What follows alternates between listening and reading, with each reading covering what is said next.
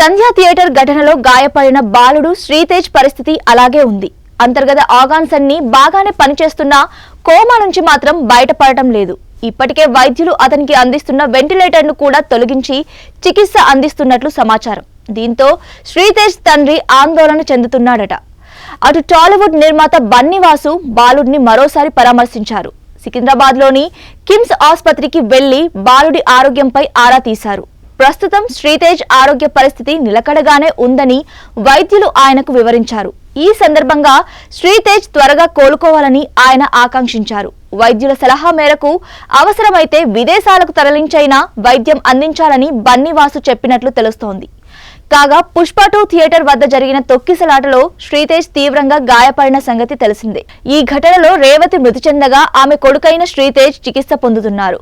ఇప్పటికే పలువురు సినీ ప్రముఖులు ఆ కుటుంబాన్ని పరామర్శించారు. వారికి అవసరమైన ఆర్థిక సాయం కూడా అందించారు. అల్లు అర్జున్ సైతం వీరి కుటుంబానికి ₹1 కోటి సాయం ప్రకటించిన సంగతి తెలిసిందే. అదేవిధంగా దర్శకుడు సుకుమార్ 50 లక్షలు, మైత్రి మూవీ మేకర్స్ నిర్మాతలు 50 లక్షల సాయం అందించారు. శ్రీతేజ్ కుటుంబానికి అన్ని విధాలుగా అండగా ఉంటామని హామీ ఇచ్చారు.